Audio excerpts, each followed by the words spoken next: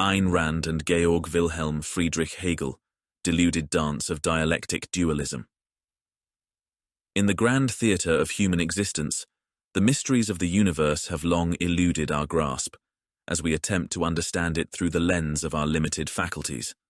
Indeed, the German biologist Jakob von Oechskel's concept of Umwelt, that each creature perceives the world in a subjective reality governed by its own senses and needs, provides a poignant framework to consider how our human minds confront the unfathomable complexities of the world. We perceive not the things in themselves, as the philosopher Immanuel Kant declared, but instead, we interpret the world through a prism of subjectivity, as though we were constructing reality with mere Lego blocks. These constructions are neither false nor true, but limited. They are partial representations built from the pieces our cognitive faculties allow. The German term Umwelt, introduced in the early 20th century, speaks to the idea that each living being perceives the world through a unique lens, shaped not by an objective or absolute reality, but by its own sensory and cognitive capacities. In essence, Umwelt is the subjective world experienced by any creature, wherein its survival, senses, and needs dictate what it perceives as real. Thus, to each being, the universe is tailored and shaped to their needs, rather than to the truth of what exists beyond their perception. Imagine, if you will, a tick, a lowly creature in the grand chain of being, yet whose existence serves as a profound testament to the idea of Umwelt. A tick's world is governed by a trifling few sensations: the smell of butyric acid emitted by mammalian skin, heat that signals the presence of blood, and the feel of soft flesh beneath its tiny legs. It cannot see nor hear, nor does it comprehend the vastness of the forest in which it dwells. To the tick, the universe is but a few stimuli, the presence of a warm body, and the opportunity to feed. Its entire reality is a narrow corridor, yet perfectly attuned to what it requires to live. This tick, blind and deaf to so much around it, is a parable for our own condition, limited by the senses we possess, and unable to perceive the true nature of the world. Consider the very nature of atoms, each consisting of a dense nucleus, surrounded by a cloud of electrons, much like planets circling the sun. The nucleus, composed of protons and neutrons, contains almost all of the mass of the atom, while the electrons are, by comparison, relatively light. Between the nucleus and the electrons lies an immense chasm of empty space, which, in truth, makes up the majority of the atom's volume. To put this into context, if an atom were scaled up to the size of a cathedral, the nucleus would be no larger than a grain of rice, and the electrons, particles of dust swirling in the great empty nave. This same phenomenon applies to all matter, regardless of its form or perceived solidity. Consider, if you will, the earth beneath our feet, firm and unyielding as it may seem. If one could, by some divine power, strip away the empty space between the atoms that form the earth, mountains themselves would crumble into dust, and the globe, immense and majestic, would shrink to the size of a small pebble. The vast oceans, whose depths seem endless, would be reduced to drops, while the very sky, filled with air, would be condensed into a volume barely perceptible to the eye. We, as men and women, are no more exempt from the porosity of matter than the rocks, trees, and water that surround us.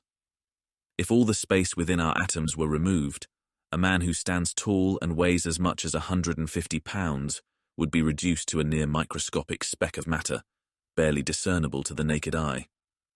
In terms of volume, the human body, comprised as it is of so many cells and atoms, is mostly space, and even those particles themselves ultimately could be of similar constructions. The essence of our being, the very substance that forms us, is far smaller than we can perceive with our eyes or instruments. This understanding of matter's porosity, strange and unsettling as it may seem, is but another testament to the grandeur of creation and the limits of human perception.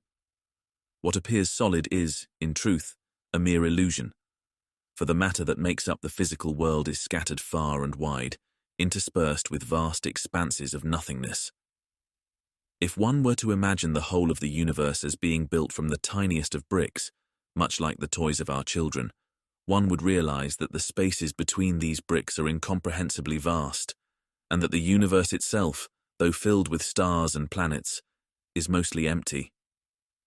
These mysteries of the universe are not merely intellectual challenges, but echo a deeper and more fundamental division in the way we, as human beings, perceive and organize the world.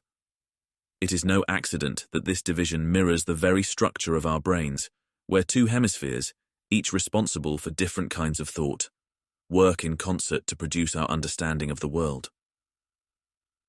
Just as the Umwelt, the subjective reality of each being, confines a creature to its specific sensory and cognitive limitations, so too are we bound by the split lenses of our minds. Imagine then, if you will, the human experience as akin to constructing reality out of Lego bricks. One side of the brain, the left hemisphere, takes on the role of logic, order, and categorization. It fits the bricks together with purpose, driven by definitions and rules that create an objective understanding of the world. This hemisphere is the architect of the objective structures, the laws, the facts, the concrete calculations that drive our scientific and mathematical principles.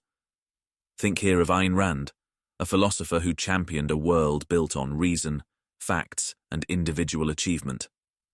To her, reality was a clear-cut, objective landscape, and truth was attainable through the rational assembly of ideas, much like building a towering structure from Legos, each brick placed with purpose and deliberation. On the other hand, the right hemisphere thrives in ambiguity, creativity, and the holistic comprehension of the world. It sees the forest before it sees the trees, focusing on relationships, patterns, and interconnectedness. If the left hemisphere is the rigid builder, the right is the dreamer, perceiving the world as a complex, fluid system where no single brick can stand alone.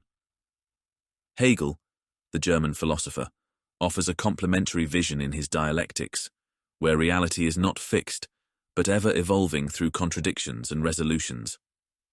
For Hegel, truth was not found in static objects, but in the movement between opposing forces, much like the interplay between the wave and the particle, or between quantum uncertainty and the steady march of relativity. Much like these physical phenomena, the two hemispheres of the human brain create their own competing models of reality. The left hemisphere, favoring clarity and precision, seeks to define the world in terms of relativity's laws, an orderly cosmos of cause and effect. Meanwhile, the right hemisphere, steeped in ambiguity, resonates with the uncertainty of the quantum world, where nothing is ever fixed until observed, and relationships between things are as important as the things themselves. Together they build a world that is both definite and undefined, structured and yet fluid, orderly yet chaotic. Consider the act of art or poetry, inherently right-brain activities. The artist does not seek to build a structure that functions logically or predictably, but rather one that communicates on a deeper, intuitive level. A single brushstroke may have a multitude of meanings, just as a quantum particle may exist in a superposition of states. And yet this does not mean that the left brain is uninvolved. The artist's vision must still be given form, just as the quantum world, once observed, collapses into a single state of reality. Thus, we find that our subjective reality is not built from one mode of thought or the other, but from both in a delicate interplay. Ayn Rand's objectivism might build the foundation of our tower, ensuring that each brick is sturdy and functional, but it is Hegel's dialectic, with its constant evolution of ideas, that allows the tower to continue growing, changing, and adapting to new circumstances. The paradoxes that exist between quantum mechanics and relativity reflect the fragmented way in which we approach reality. Quantum theory, with its probabilistic nature, describes the subatomic world as a realm of uncertainty, where particles exist in multiple states until observed, behaving both as waves and as particles depending on how they are measured. General relativity, by contrast, describes the macroscopic universe as a smooth, continuous fabric of spacetime that is shaped by gravity. These two theories, both accurate in their respective domains, are incompatible when we try to unify them. We are, like all creatures, trapped in our Umwelt, limited by our perceptions, and yet constantly striving to break free of those limits. Just as the tick is confined to its small corner of reality, so too are we bound by the constructs of our two hemispheres, one seeking order, the other embracing chaos. Together, they build a world that is both structured and fluid, objective and subjective, orderly and chaotic. A world that in the end is as much a product of our minds as it is of the universe itself.